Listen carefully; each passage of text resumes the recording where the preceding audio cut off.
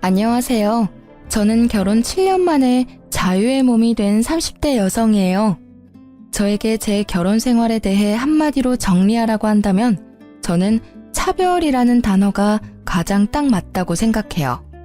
정말 결혼 처음부터 끝날 때까지 시모에게 끊임없이 차별받았거든요. 듣고 보면 참 치졸하고 어이없는 일들인데 겪는 사람 입장에서는 엄청 기분 나쁘고 화날 일들이거든요. 그리고 그 과정에서 제 화를 더 돋우는 건 남편과 신우였죠. 시부를 제외한 나머지 시댁 가족들 덕분에 저는 이제 시자 달린 거라면 뭐든 싫은 사람이 됐네요. 지금은 이렇게 싫어하지만 연애 때 결혼 초반에는 저도 분명히 남편에 대한 사랑으로 가득했답니다. 남편은 저를 가정적인 사람이라 좋다고 했어요. 제가 가정적인 건 맞는 말이었거든요. 장녀로 태어나 부모님을 모시는 것은 당연히 제 일이었고 바쁜 부모님을 대신해 하던 요리와 가사일들이 제 몸에는 습관처럼 묻어 있었거든요. 저도 딱히 남한테 해주는 걸 싫어하는 타입도 아니라서 자주 주변 사람들을 초대해서 최근 알아낸 레시피로 요리를 해서 대접하는 일도 많았으니까요. 솔직히 정말로 결혼을 하게 됐을 때는 살짝 겁도 났어요. 남편은 대기업 회사원이었고 저는 중소기업에 다니고 있었으니까요. 그것뿐만이 아니라 시댁이 잘 사는 것도 저에게는 조금은 부담스러운 일이었어요.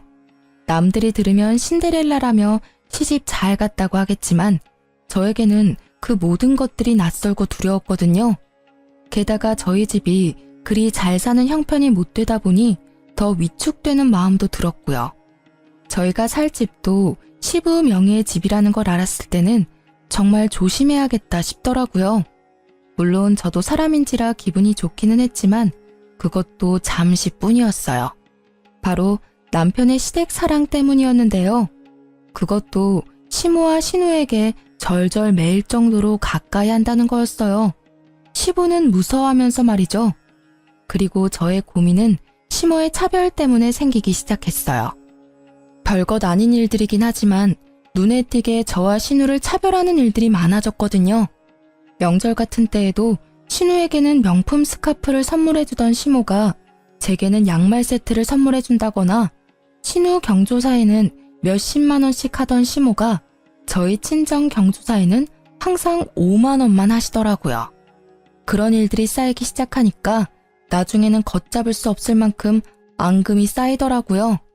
그리고 말 못하고 쌓여온 일들이 터지기 일보 직전에 그 일이 벌어졌죠. 그날은 아무 연락도 없이 시모가 저희 집 벨을 눌렀어요. 어머님, 무슨 일이세요 이 저녁에? 애 아빠는 집에 있니? 네, 지금 씻고 있어요. 저는 이때 출산한 지 100일도 되지 않은 상황이었어요.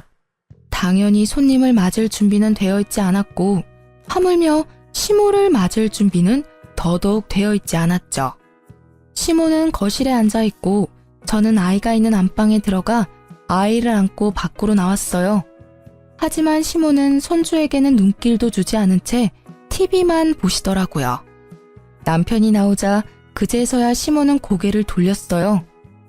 당분간 너희 집에서 지낼 생각인데 괜찮지?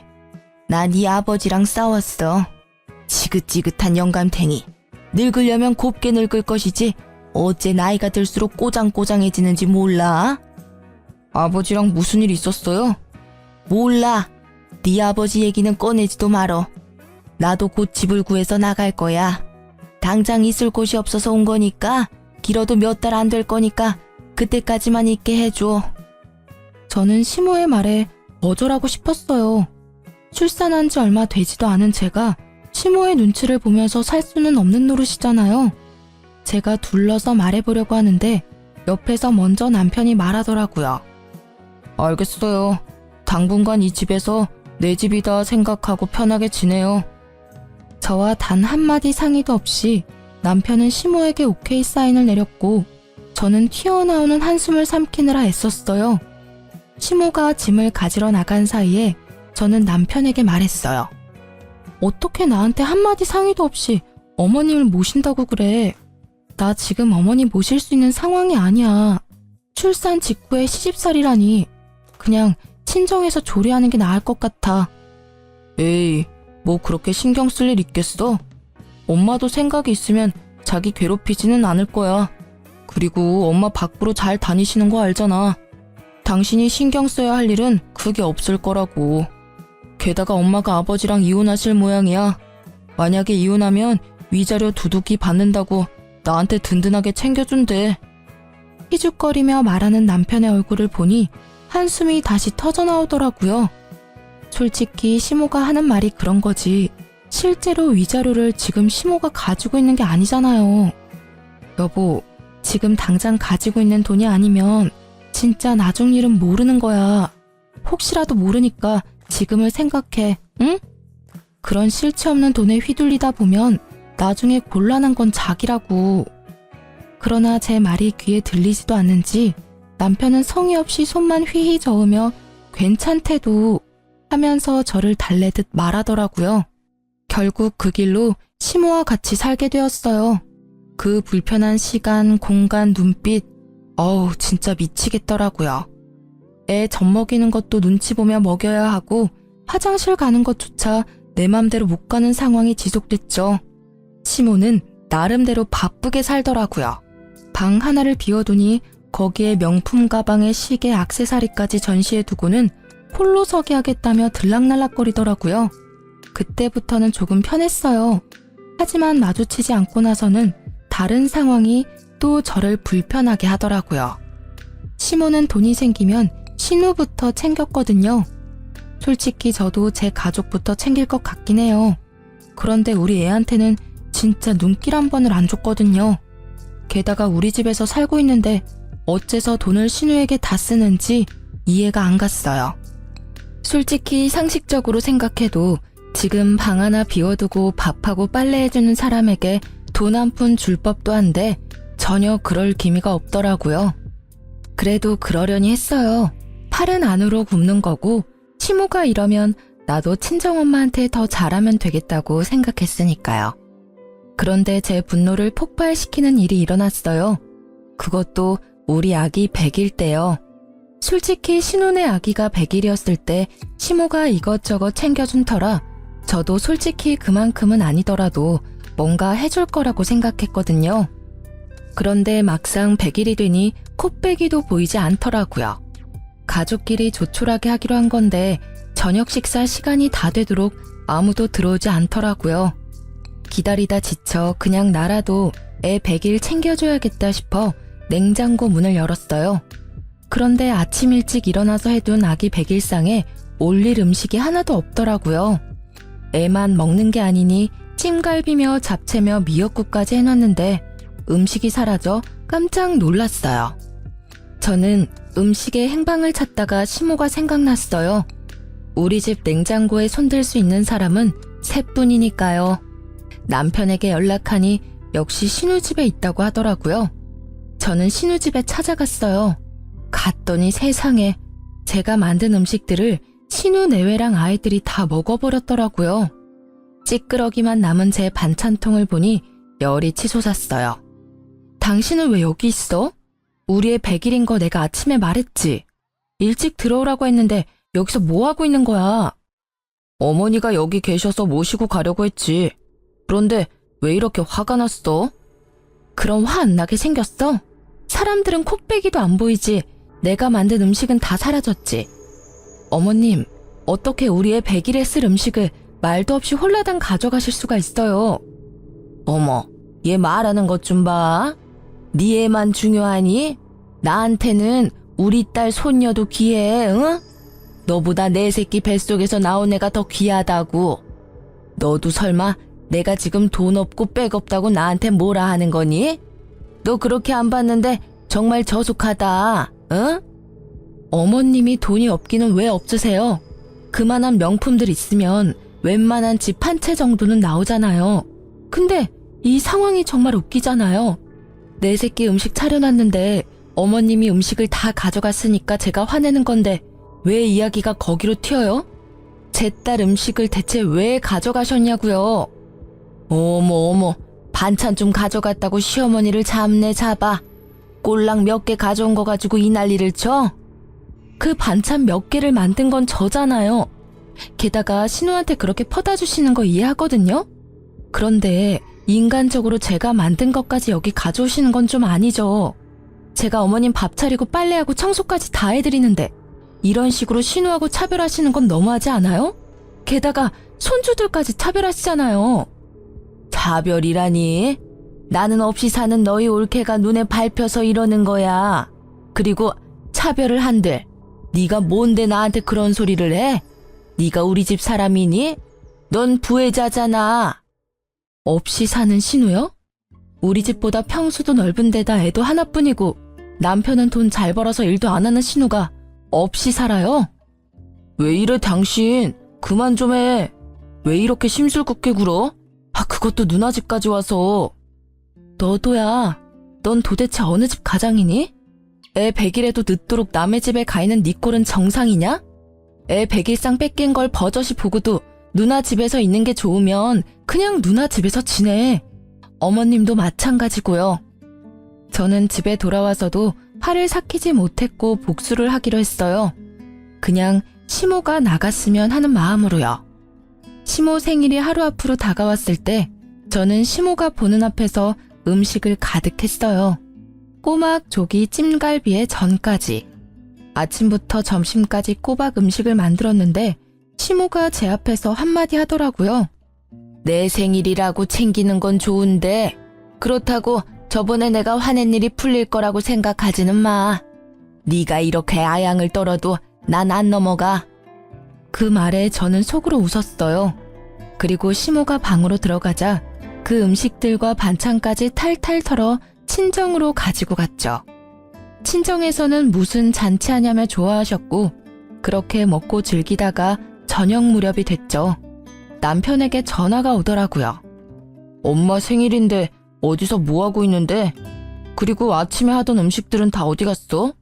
밥이라도 먹으려니 반찬이 하나도 없잖아. 아침에 하던 음식? 그건 죄주인 찾아갔지. 친정에 갖다 주려던 거였어. 집에 반찬 없으면 시켜 먹어. 당신 그걸 지금 말이라고. 됐고 빨리 들어와. 엄마 지금 쫄쫄 굶고 계시거든? 그러니까 시켜 먹으라니까. 나 오늘 늦게 들어갈 거야. 아니, 아무리 그래도 시어머니 생일에 생일상도 안 차리는 며느리가 어딨어? 내 새끼 생일 음식 가져간 사람이 누군지 잊었어? 다들 자기 가족만 챙기는데 나도 내 가족 좀 챙길게. 뭐가 나빠? 그니까 나 찾지 말고 가족끼리 오붓하게 지내. 나도 가족끼리 오붓하게 지낼게. 저의 빈정거림에 남편이 먼저 전화를 끊었더라고요. 그러면 누가 무서워할 줄 알았나 봐요. 저는 실컷 놀고 저녁 늦게 집에 들어갔어요. 시모가 깨어있더라고요. 저를 보더니 역시나 한 소리 하셨죠. 시모 생일도 안 챙기는 며느리가 여길 왜 들어와? 어이구, 내가 복이 없는 년이지. 생일에 미역국도 못 먹는 내가 무슨 복이 있어. 내가 전생에 뭔 죄를 지었길래 이런 생각 없는 며느리가 집에 들어왔나 몰라? 어머님, 섭섭해하지 마세요. 어머님이 하시는 대로 그대로 제가 해드렸잖아요. 그리고 전생의 죄는 제가 지었겠죠. 제가 해놓은 음식이며 물건이며 싹 다 누가 가져가는 팔자라니. 도대체 무슨 죄를 어떻게 지었길래 매번 이렇게 남 좋은 일만 하나 모르겠네요. 그쵸? 한껏 빈정거리는 제 말에 시모는 부들부들 떨며 말을 잇지 못하더라고요. 이렇게까지 하고 싶은 생각은 없었는데 아침에 시모에게 들은 말 때문에 화가 나서 말이 막 나와버리더라고요. 그런데 그 뒤로 음식이나 물건을 신우에게 가져가는 일은 없어졌어요. 그렇지만 매번 자기가 위자료 받으면 너한테는 절대 못 준다며 중얼거리더라고요.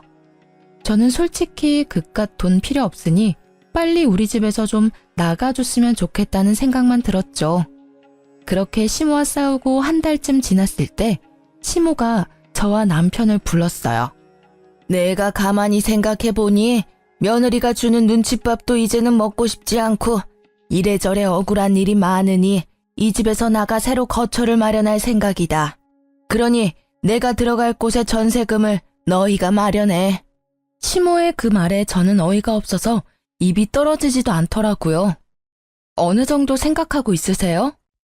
못해도 1억은 너희가 해줘야 되지 않겠니? 혼자 살아도 제대로 된 곳에 들어가려면 그 돈도 모자라긴 하지만. 어머님, 그럴 필요가 뭐 있겠어요? 차라리 그냥 집에 돌아가시는 게 괜찮을 것 같은데요. 솔직히 각방 쓰는 거나 별거나 뭐가 달라요? 이번 기회에 가서 이혼 결정 지으면 될 것 같은데. 난 그 집엔 절대 안 들어가. 내가 미쳤니? 그 양반이랑 다시 얼굴 마주하게? 그럼 아가씨 댁은 어떠세요? 어머님이 많이 좋아하시고 또 편해하시잖아요. 그쪽으로 가면 딱 좋을 것 같은데요. 없이 사는 딸 신세 망칠 일 있니? 어떻게 딸 집에 들어가서 살아? 신우가 왜 없이 살아요? 우리보다 집 평수도 넓고 돈도 우리보다 더 많이 벌잖아요. 우리 집에 있기 싫으시면 아가씨 집도 괜찮죠. 내가 아니라 네가 싫은 거겠지. 왜? 한 달에 반값이라도 줘? 월세라도 내야 하니? 내가 내 아들 집에 와서 살면서 꼭 그렇게 해야 해? 월세 주실 생각은 있으셨어요? 그냥 아가씨 댁에 가세요. 저희 1억 없어요. 내가 너희 돈 떼어먹는 데니? 웃겨 진짜. 네 시아버지한테 위자료 받으면 나도 다 줄 거야.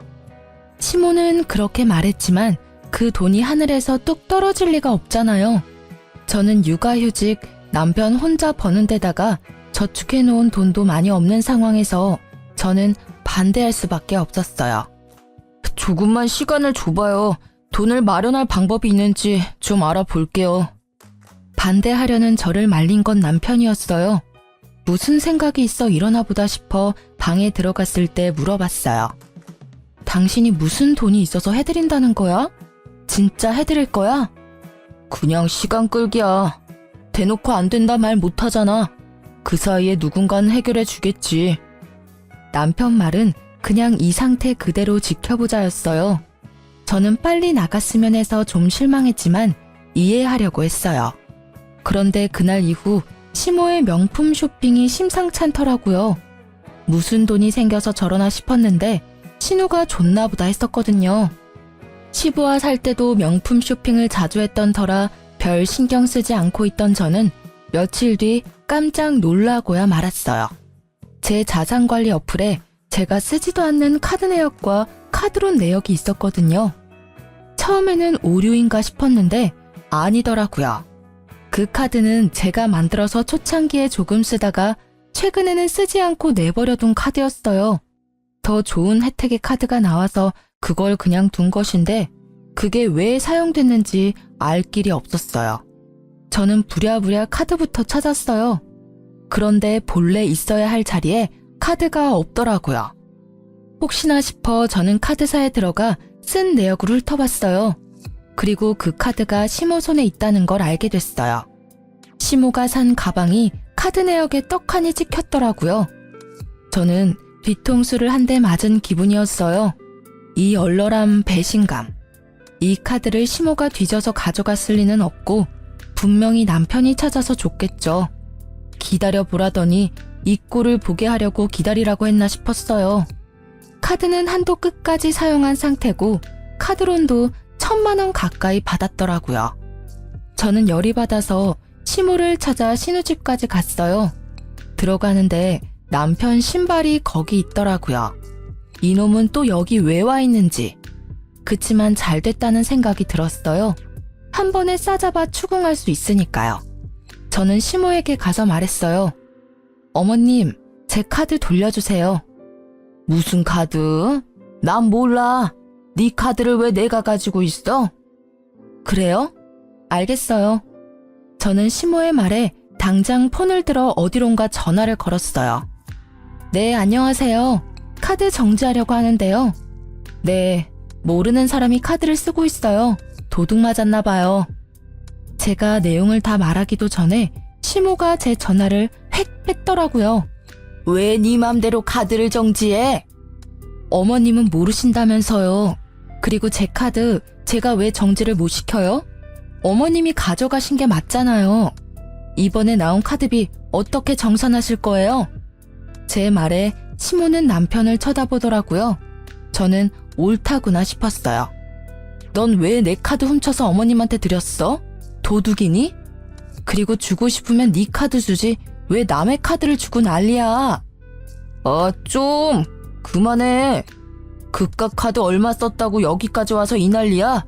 그 금액이 얼마가 됐던 가족끼리 이러면 안 되지. 최소한 예의라는 건 있어야 할 거 아니야? 말 한 번 잘했다. 네가 말한 그 예의에 남의 카드 훔쳐가는 건 잘못 아니야?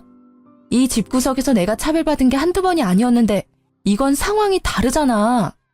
그 카드값 못 갚으면 내가 어떻게 되는지는 알아? 신용도 팍팍 떨어져서 신용불량자 되면 네가 책임질 거야? 내주면 되잖아. 얼만데? 1,400이다 이놈아. 카드값이 400에 카드론이 1,000이야. 제 말에 남편이 깜짝 놀라 시모를 쳐다보더라고요. 위자료 나오면 다 갚아줄게. 그동안만 좀 어떻게 해줘, 응? 위자료 받으면 그 정도는 푼돈이야. 지금 그 푼돈이 없잖아요. 그 위자료는 대체 언제 받으시는 건데요?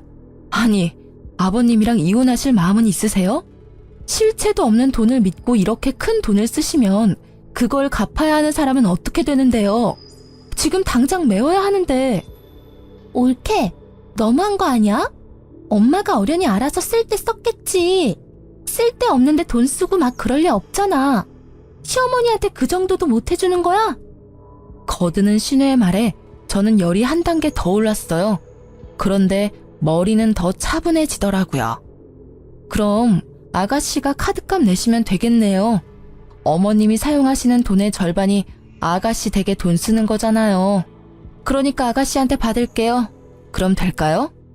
아니, 왜 그걸 나한테 받아?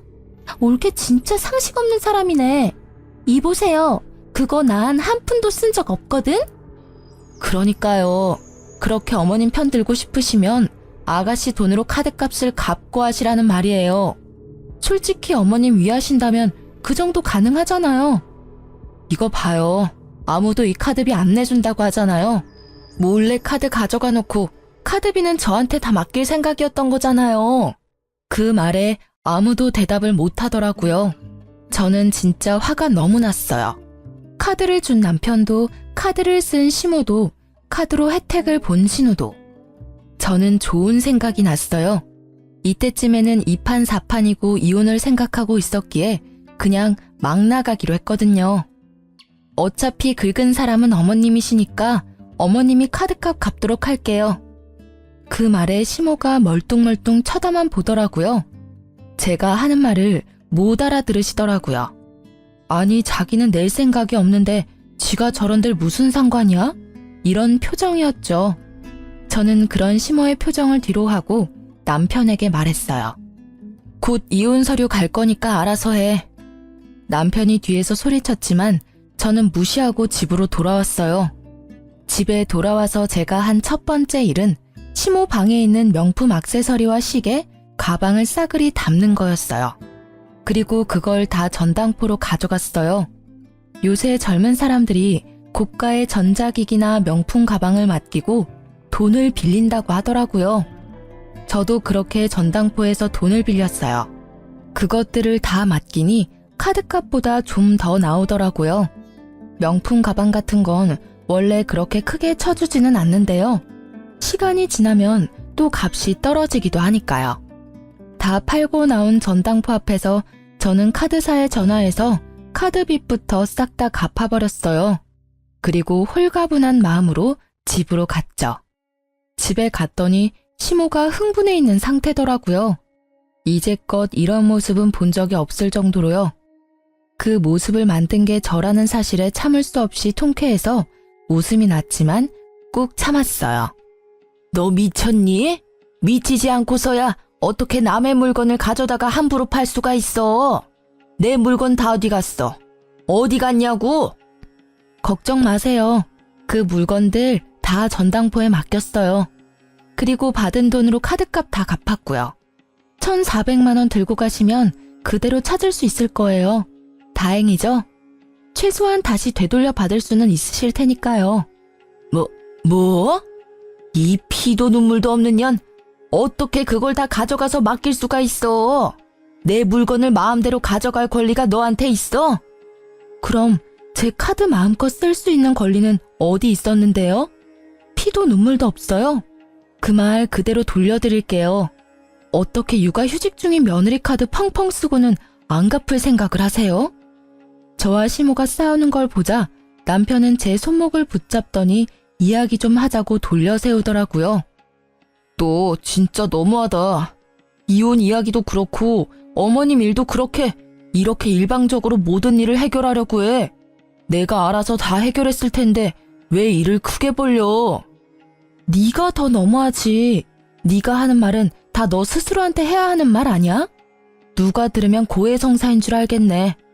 그렇게 시모와 신우가 좋으면 그 집 가서 살아. 여기 있는 처자식 다 무시하는데 네가 아빠고 남편이야? 해결? 네가 뭘 해결해 줄 수 있는데? 아까 그럼 카드값 누가 갚아줄 거냐고 물었을 때 왜 대답도 안 했어? 갚을 생각이 없었으니까 그랬던 거 아냐? 가족이잖아. 당신이 힘들면 나도 도와주려고 할 거야. 이번 일도 그래. 힘든 엄마 생각해서 한 일이야.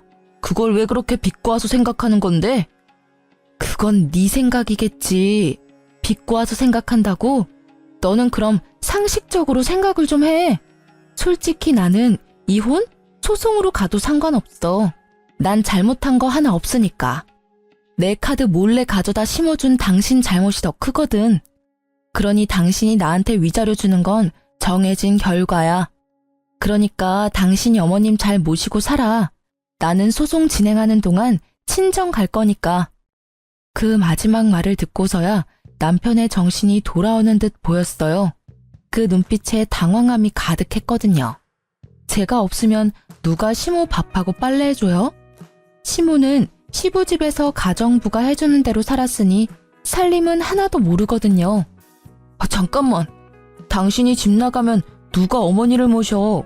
안 돼. 이혼은 절대 안 돼. 내가 이혼할 만큼 잘못한 건 아니잖아. 잘 생각해봐. 아버지랑 어머니 이혼하면 위자료 빵빵하게 나와. 우리한테도 얼마 떨어지겠지. 근데도 진짜 이혼할 거야? 난 돈 필요 없어. 지금 당장 가정부가 필요하면 용역업소에 연락해. 저는 그렇게 말을 던지고는 그 자리에서 바로 시부에게 전화했어요. 아버님, 찾아뵙고 말씀드려야 하는데 지금 경황이 없어서요.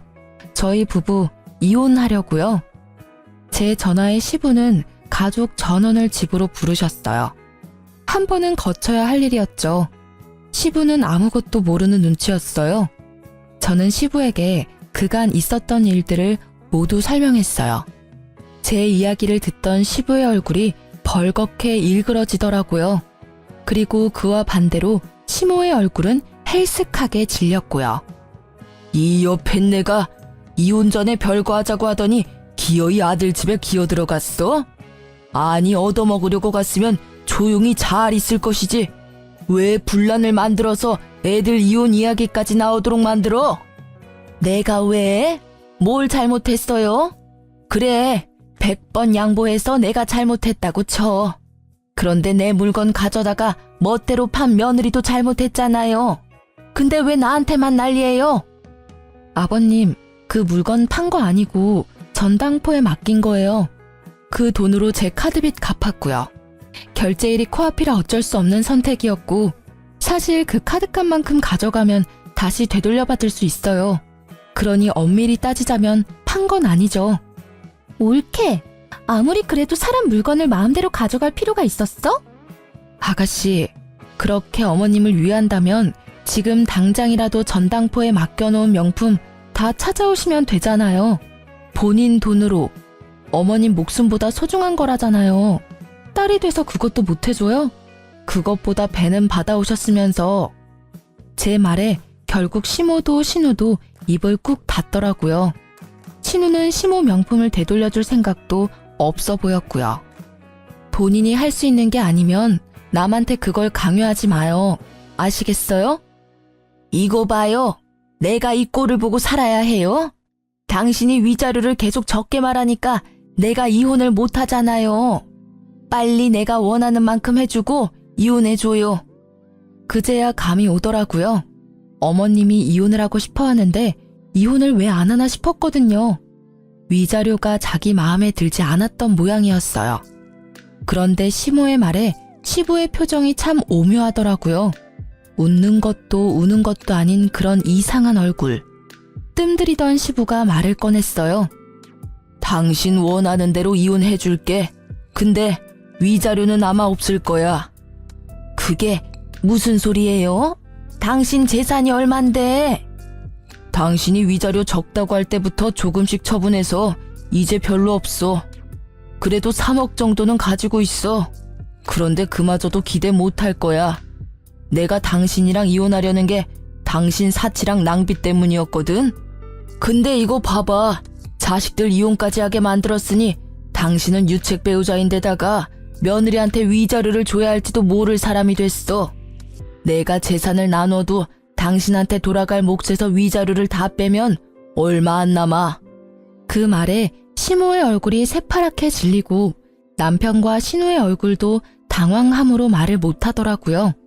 실체 없는 돈을 믿었던 남편과 신우의 벙찐 표정이 압권이었어요. 저는 두 사람의 얼굴을 보며 속으로 한참 웃었어요. 당신 거짓말이죠? 설마 그 돈 땅 다 팔았어요? 아니지. 팔면 돈이라도 남을 텐데 그거 다 어쨌어요? 어쨌긴 기부했어. 아깝기는 했는데 당신한테 뺏기는 것보다는 기분이 훨씬 낫더라고. 적어도 밑 빠진 독에 물 붓는 느낌은 아니었으니까. 그게 말이 돼요? 진짜 내 돈, 내 위자료 어디 갔냐고요? 당신 나 속일 생각하지 말아요. 뭐? 나한테 돈 맡겨놨어? 왜 맨날 내 얼굴만 보면 돈 타령이야? 내가 번 돈 집에서 펑펑 쓰기만 하고 한 푼 모아놓은 것도 없는 주제에 어디서 돈돈거려? 나도 위자료는 받아야죠. 어떻게 이렇게 사람 뒤통수를 칠 수가 있어? 싸우는 시부모를 보며 저는 제가 있을 곳이 아니라는 생각에 집에 가려고 현관으로 나왔어요. 그런데 그때 남편과 신우가 제 뒤를 쫓아와 구두를 신으려고 하더라고요. 딱 보니 시모 버리고 도망가려는 꼴이더라고요. 그렇게 가족사랑 어쩌고 하더니 어머님 돈 못 받을 것 같으니까 도망치는 거야? 진짜 뻔뻔들하다. 마지막 정도 뚝 떼줘서 너무 고마워. 당신 하는 거 보니 나 늙어서 쓸모없어지면 어떻게 행동할지 딱 보여. 이혼하는데 망설임까지 가져가줘서 고마워. 빈정거리는 제 말에 남편은 얼굴만 벌겋게 된 채 말도 못했고 신우는 모르는 척 하더라고요. 나중에 들으니 시모는 결국 빈털터리로 내쫓기게 됐고 전 남편은 집을 시부에게 반납하고 시부 집에 들어가 살게 됐다고 하더라고요. 이후 저는 합의로 이혼을 잘 마무리하게 됐어요. 소송으로 갈 줄 알았는데 합의가 된 이유는 시부 덕분이었어요. 남들 눈을 많이 신경 쓰시는 분이었거든요. 저는 그 이후로 시자가 달린 건 진절머리가 나서 가까이 하고 싶지도 않더라고요. 그래서 연애도 하지 못하고 있는 중이죠. 시부에게 받은 돈과 위자료로 받은 돈을 합치면 지방에 방 하나 전세받을 정도는 돼서 지방 내려가려다가 아픈 친정아버지 때문에 친정에서 지내기로 했어요. 손주가 있으니 집안 분위기는 더 좋아졌죠. 이혼한 지 3년이 지났을까요? 그해 가을 추석을 앞두고 친정아버지의 지병 때문에 아버지를 모시고 병원을 방문하게 됐어요.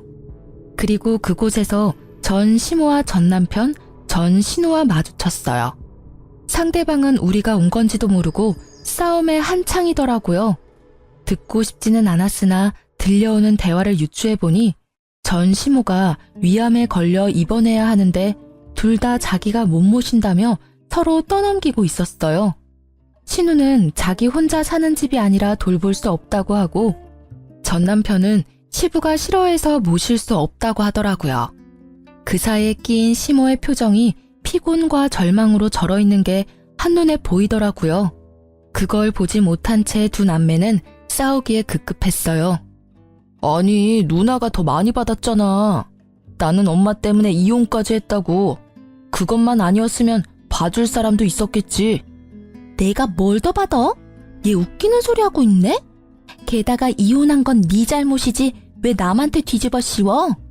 결혼 전에는 나보다 네가 더 많이 엄마한테 받지 않았어? 내가 월세 내잖아. 매달 내는 것도 얼마나 많은지 알아? 얼마 안 되는 월세 내주면서 나한테 생색내는 거야?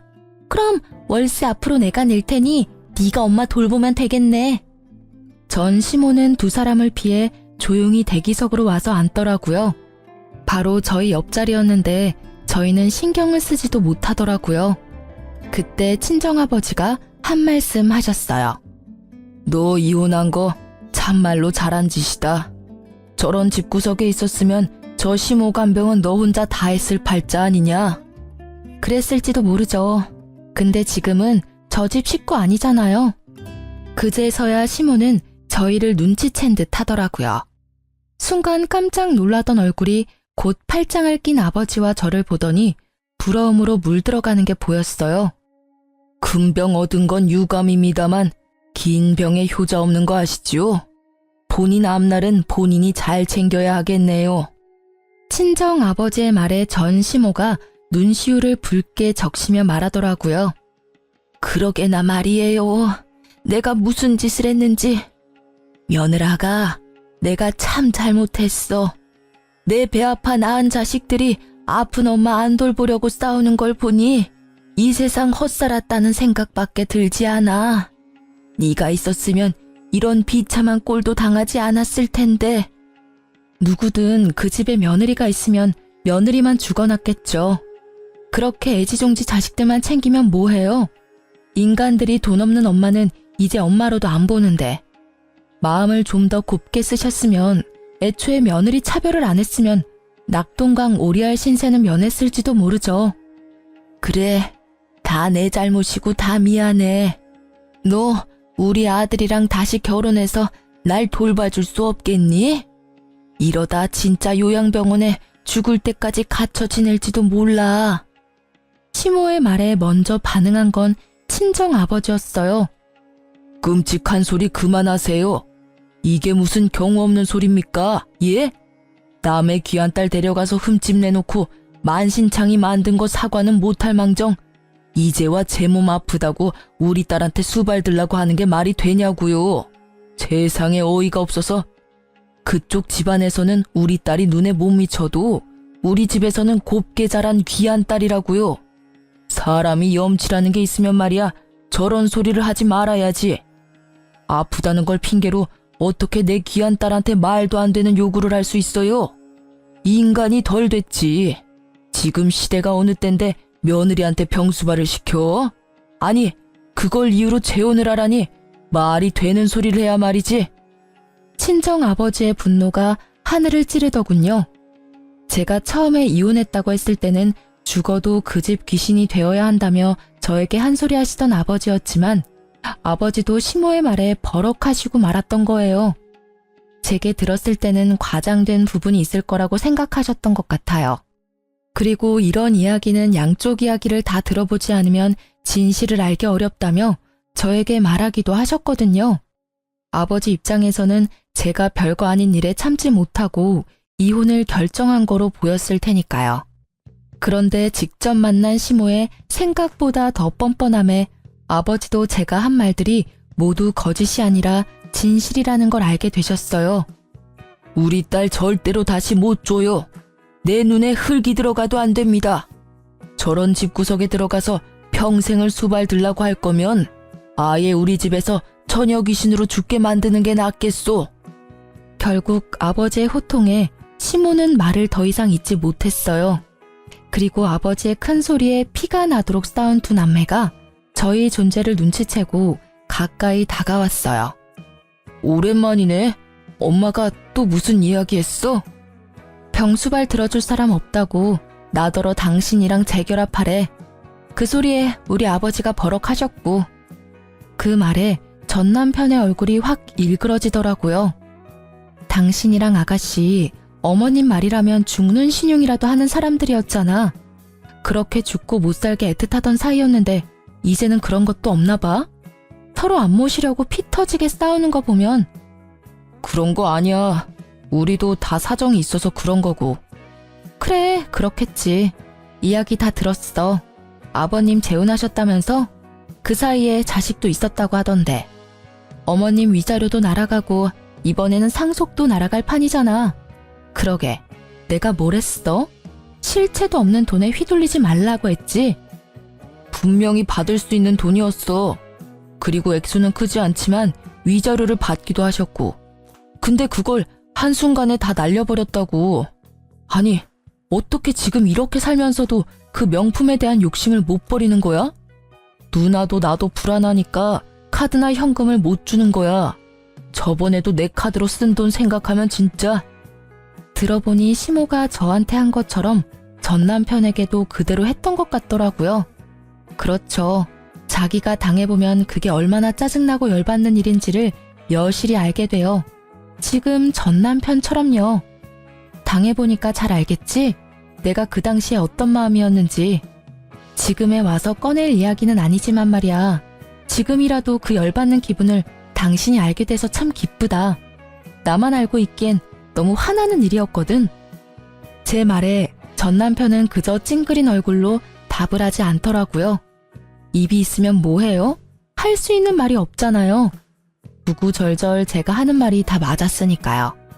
게다가 시부는 그 내연녀와 자식에게로 재산을 모두 옮겨놨다고 하더라고요. 전 남편과 신우는 시모를 데리고 다시 나가더라고요. 그래도 남매가 같이 시모를 모시고 온 걸 보면 시모도 그렇게 자식 농사를 망치진 않았다고 생각했어요. 그런데 몇 달 후에 들린 소식을 들으니 제 생각이 잘못됐다는 걸 알게 됐어요. 두 사람은 참 끝까지 자기들 생각만 했고 시모는 자식을 잘못 키운 벌을 받았더라고요. 그렇게 애지중지 며느리랑 차별해가며 잘해준 자식 둘에게 버림받고 외면당한 시모가 요양병원에 들어갔다고 하더라고요. 전문병원에서 치료받아야 하는데 연세가 많다는 핑계를 대며 적극적인 치료를 피한다는 이야기를 들으니 딱하기도 하고 자기 묘자리 자기가 팠다는 생각도 들더라고요. 그 이후로 그 사람들의 소식을 들은 적은 없어요. 솔직히 더 이상 관여하고 싶은 생각도 없고요. 지금 저는 그 어느 때보다도 충만하게 하루를 보내고 있거든요. 처음에 이런 이유로 이혼을 했을 때는 내 인생에 내가 잘못된 줄을 그어버린 게 아닌가 하는 그런 생각도 들었었거든요. 내가 잘못된 선택을 한 건 아닐까, 좀 더 참았더라면 더 나은 미래가 그 어디쯤 있었을까 하는 생각이요.